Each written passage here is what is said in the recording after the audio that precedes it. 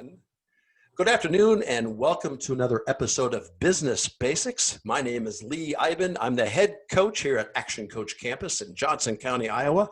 And my special guest today is Michelle Jensen with CarePro. Now, Michelle, tell us about CarePro if you would, and welcome. Thank you.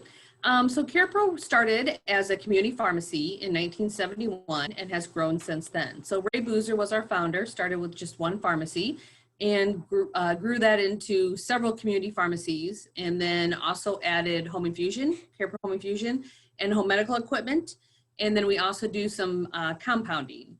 So that's really the focus has been services that really help people stay in their homes, help them continue to live, in their homes as, when they're younger, but also maybe even as they, as they age. So that's kind of the goal. So Michelle, that's a real testament. Since 1971, CarePro's been doing things right. What are the areas that they, I know compounding is big, right? But what's the secret sauce that CarePro has kind of found out about? What is it that they're doing different? Sure. One thing is we're an ESOP, we're employee owned and we're locally owned. So all the decisions are made in, Cedar Rapids or even at the local. We have locations in Coralville, in Davenport, and also in Clinton. And so a lot of the decisions are made locally. We don't have a large corporate structure, or they're just, made by the director that's here in Cedar Rapids or myself here in Cedar Rapids. So we try, we provide a lot of services that a lot of our competition, maybe they don't provide. So whether it be wound supplies or ostomy supplies, those are items that they're honestly, they're very much a loss leader in our business. We don't really get reached very much from insurance to provide those, but we also believe in providing care for the entire patient. So we feel if they're going to be our, oxygen patient or a CPAP patient, we also want to be able to provide all their needs. And so we do try to pretty much carry every service available that a patient may need. That's great, because you're exactly right. A loss leader is exactly what it is, but they know that they can call CarePro and pretty much get whatever they need. We try. Yeah, well, no, that's excellent. And so how long have you been involved with CarePro? Yep, I started the company in 2006, so in the home division, and then I've just kind of grown up here until I became president and CEO in 2015. So tell me then, Michelle, as CarePro looks to add another location, what's some of that thought process? What are the things that you look for before you say, yep, let's pull the trigger and do this? Sure. So we've done a couple things within CarePro in the last couple of years. Probably one of the biggest decisions we made was in 2018, we did sell our community pharmacy division. So we had 5 locations, and just found as the community pharmacy market got tougher and tougher to compete in when you're competing against Walmarts and, Targets and CVS and Walgreens. It was just, again, it was something that was very difficult for us to do and really have break even, much less have any type of profit at all. So we did decide to sell that division.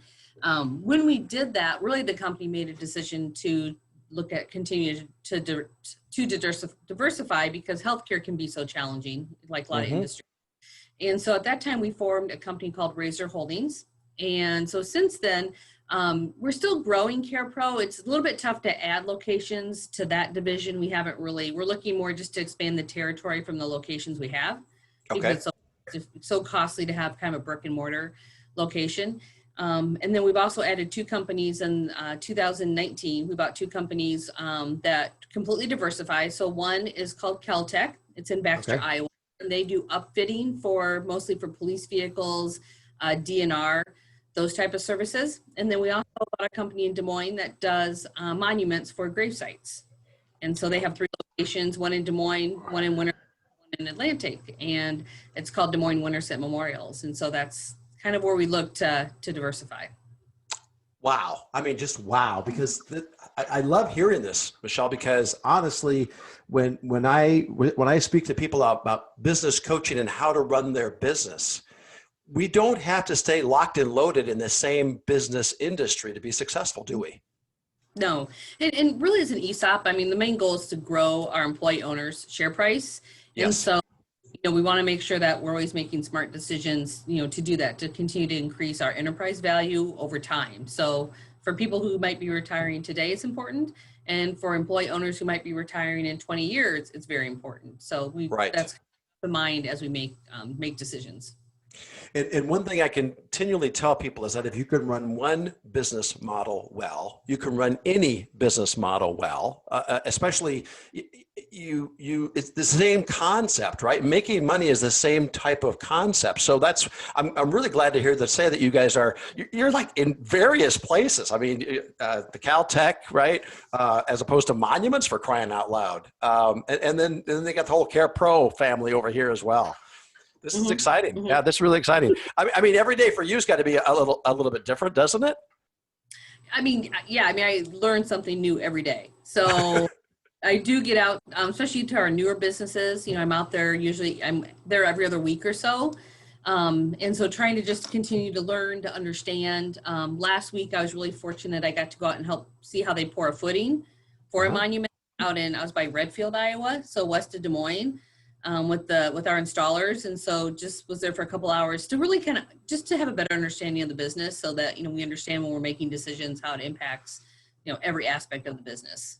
Sure. So how has your various businesses, how has COVID-19 impacted Razor Holdings as a whole, but the other businesses as well? Yeah, everyone's been a little bit different. So CarePro was, it was tough because a lot of our business comes based on hospital discharge. And so, hospitals were shut down for a while. They weren't doing surgeries. They weren't doing sleep centers, weren't doing sleep studies. And that's a large part of our business, our CPAP setups. And we did close our stores for a while too. And we just did curbside delivery. So, we didn't have coming in just to kind of shop for a lift chair or, we didn't have that much business. So it was a pretty rough, probably month or two for them. It has picked back up since we've opened back up. So that's been good. As far as the monument business, that was a little tough too. I mean, that was, people just, for multiple reasons. I mean, obviously the people were still having, people were still dying, but they weren't having the large celebrations they're used to having. Right. Which a lot of times is where people receive the funds to do a monument marker or to take care of, that type of memorial for them. And we also closed those locations for just a couple weeks. We did a only for those locations. And so they are back open. They have been for a while. And so we have seen that people are kind of ready now to make some of those decisions and kind of get that part of the process done. And so that's been helpful. We did have some challenges with shipments. We do get some of our granite from overseas. And so those were a couple months. And then Caltech actually was probably the least impacted.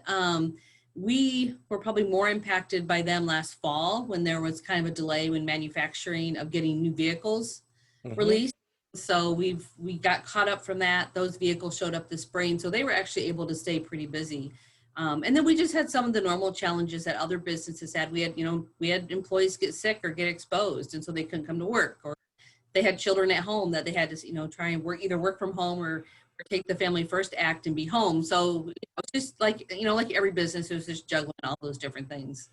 Right. Oh, it's crazy. I mean, as a business owner and running different businesses, that every day is different. You don't know what's going to be on the other end of the phone when you pick it up. It's like, all right, who's this going to be? What fire am I going to put out? But boy, COVID-19 really kind of threw us all for a loop, didn't it? Yeah, it's been, it's just been interesting. Yeah, every day is something a little bit different. Right. It certainly is. And I'm surprised, with the monument company, I guess I wouldn't have thought that would have slowed down too much, but sure it would. I mean, why wouldn't it? Right. I spoke with an owner of a bike shop last week, and they're crazy busy right now because everyone's focused in on the home. So pool sales, RV sales, all that personal stuff, you can make your home a playground. They're off the charts. Right. And now the derecho that went through Cedar Rapids, and that obviously affected CarePro too, I would imagine. Yep. So yeah, that was probably on par for us as the flood. Maybe when we had the flood in 2008, we didn't have flood damage, but we didn't have power, and so that was our biggest challenge, having power.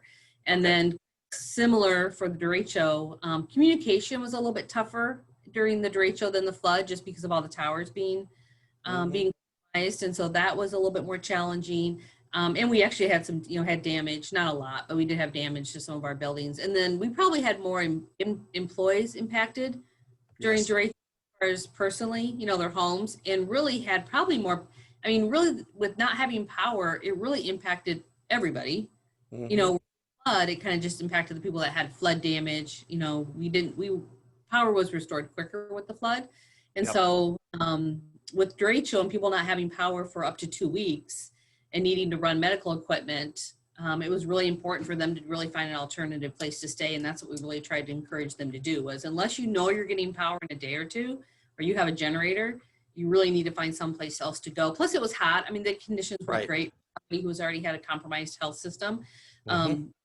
to be in their home. So that was a little bit challenging. And like I said, parts of our building didn't have power. And so we sat outside and dispensed oxygen tanks. And so that's luckily it wasn't super hot. So that was Right. nice. We did have a generator to run our compounding pharmacy so that they were still able to compound for those patients. So tell me, how do you inspire your employees through all this? Right? You have employees, then you have probably a general manager or so, and then you have the executive team, correct? So how do you get that inspiration from your level down to the base level? I think part of it, our organization's pretty flat. And so we're right in there. I was here helping serve patients. All of our directors were, boots on the ground, running electrical cords, picking up generators, grabbing lunch for people, pulling trees off cars. So I think, I think that helps them see that we're all in this, kind of in this together, willing to do whatever it takes to get the job done. And so that's always been, I think, something CarePro's always had as far as, that division of the company. Our other divisions weren't hit as hard. Some individuals were, like in the Baxter area, they were, but it didn't really impact the business as much. They had a generator, so they were able to keep going. But Good. did a lot of, we tried to do a lot of thank yous and, just kind of let people know how appreciative we were. I think, times like that are tough, but people really step up and you don't go through them. But I know from going through the flood, you do kind of form a closer bond with the people that you're kind of, going through that stressful time with. Right. So I think it can be good in the end if, once you get through it. And you're right, and you nailed it, Michelle, because when our employees see us and see the genuineness that we have and that we're willing to really be shoulder to shoulder, roll up our sleeves, we're all in this together, which, I pride myself that we're from Iowa, because that's really an Iowa feeling. We don't necessarily have these on the coasts right now. My friends that see this on the coast are going to jump on me, but you and I both know if Iowans really do believe in that. I want to call it not a farmer mentality, but just a worker mentality that, you know what, I don't care if you're at the top or on the bottom or somewhere in between. When things happen, we're there together. Mm-hmm. Yeah, it's wonderful. Mm-hmm. So what is your inspiration, Michelle? Tell me about your daily inspiration. What is it that gets you out of bed in the morning and keeps you going all day? Yeah, I don't know. I think that's a really tough question. And, it really kind of depends on the day, I think. I like to listen to podcasts, and I think those are kind of a nice way to start the day out. Whether you learn something new or you just hear about somebody else's story, because sometimes I think we get to, we kind of think, oh, now I'm in this alone, but you think about the struggles or the things that are challenging you. And I think by listening to others, you kind of realize, okay, there's always a solution. There's a way to get around it. And I think that's always helpful. Yes. And just, I'm fortunate. I've been able to come to work during the entire COVID thing. We've most employees, because we're serving patients directly, we need to be here. Yes. Our billing and our reimbursement, some of those teams are able to work from home, but the rest of us are here. And so for me personally, that's been a godsend to be able to come to work, go visit our other locations, and still interact with them, with our employee owners. That's great. So who's your favorite podcast? Right now I've been listening to Michelle Obama's new podcast on Spotify, which has been really interesting. Very kind of thought provoking. I love Malcolm Gladwell, Revisionist History. I think his stuff's really, just makes you think about things a little bit differently. Adam Grant's always good too. I have a Reply All. There's just a couple that I really like to listen to.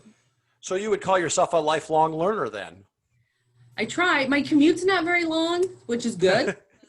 Sometimes it takes me a couple days to get through a podcast, unless I'm traveling, which that's what I do enjoy about hitting our other locations also, is it gives me a chance to kind of catch up on those. I love it. I love it. Well, Michelle, thank you very, very much. This has been enlightening. It's been great to have you. Thank you so much. Absolutely. Thank you. Yeah, don't go away. We're going to talk just for a second. I'll pause our recording. So, all right. My name is Lee Iben. I'm the head coach, firm owner for ActionCOACH Campus. And again, my special guest today, Michelle Jensen with CarePro and really with Riser Holdings, which is the parent company. And thank you, Michelle, for being here. I appreciate it. Yep. Thank you.